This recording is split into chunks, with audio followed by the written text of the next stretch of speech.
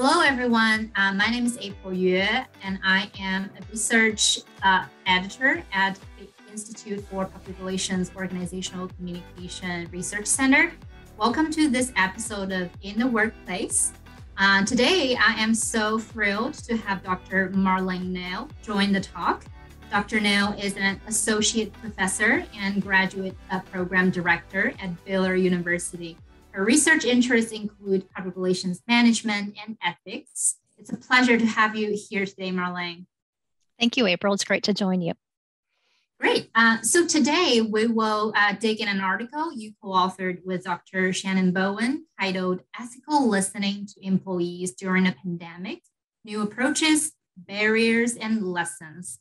So we all know that the global pandemic has presented new challenges for internal communication practice. So Marlene, you mentioned in your article that listening often was relegated to a lesser level of importance. I'm wondering if you could first just tell us a little bit why listening is so important for internal communication professionals.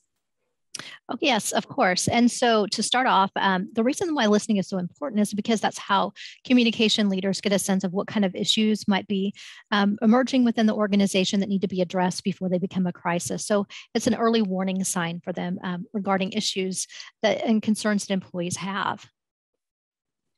That's great. So a little bit on how you conduct the study. For example, who were the participants? How did you, connect those people? Okay, so the participants for our study, we did 30 interviews with communication management professionals, and we just started out with some initial contacts that we knew and within PRSA and other organizations like the Page Society, and then asked them for referrals. Once we had a chance to talk to those folks, then we asked them for referrals of colleagues who might be good to talk to for the study. And we particularly were focused on those who specialize in internal communication due to the focus of our study. And they represented 13 states as well as the District of Columbia. So we had some geographic diversity within our sample as well as a diversity of sectors. That's great. Yeah, that's great. Could you share a little bit about the key findings from this research? So for instance, I know you and Shannon focused on how to define ethical listening. So how did those practitioners understand and define ethical listening? Well, some of the things that came to mind when we asked them to define ethical listening included being present, intentional, and open-minded. And then others actually expressed concern about protecting confidentiality so there would be no fear of retribution when employees raise their concerns. And they also talked about the importance of holding back judgment to make sure that they were actually open to the feedback and perspectives that employees would provide. Right. So what insights could internal communication professionals and organizations in general draw from this study? Well, some of the things in particular that stand out is just some of the challenges that professionals are facing right now, especially due to the pandemic and the shift to more remote work, and then how to engage with those employees that might be working remotely. And of course, they talked about the importance of being deliberate. It's one of those things where you can't just lean over to someone next to you and say, hey, what do you think? You actually have to reach out and make an effort to contact that person in order to seek that feedback. In addition, it's much more difficult to observe nonverbal behavior. And so that's something you have to be a little bit more deliberate for, is looking at facial expressions, even on a screen with all those faces, to get a sense of people that may not be speaking up or someone that looks like they might be concerned. And so you have to be a little bit more deliberate in seeking out that feedback. The other thing that I think was really helpful is that they shared some insights regarding how they assess listening in their organization.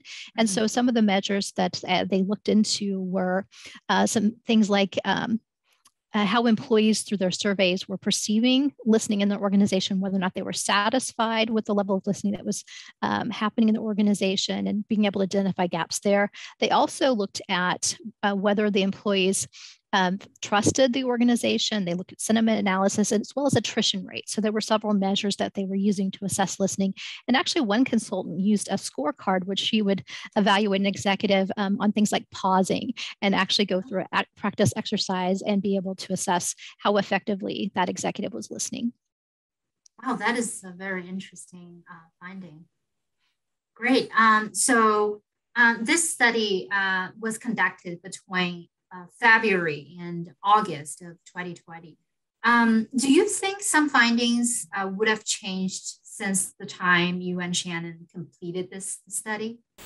Well, we definitely have seen, of course, during that time, there was a lot of remote work happening, but now we've got more of a hybrid situation that organizations are facing where some of the employees are back in the office. Some may be coming in the office a few days a week, and then others may still be working remotely. And so managers have to figure out how to reach all of those employees when it comes to listening and be able to deliberately engage all of those different groups. And I think that's something that has been a new challenge, is not just dealing with employees either on-site or remote, but having a mix of different working situations, and then thinking through how can we best engage with those employees to make sure that they're connected and that we're able to receive routine feedback from them, maybe not just through surveys, but actual regular contact with those employees to check in on them and see what their concerns are. That's great. Well, thank you so much, Marlene, for sharing your insight and for participating in our program today. I hope to see you soon, and I hope to see our audiences next time. Right. Thank you so much.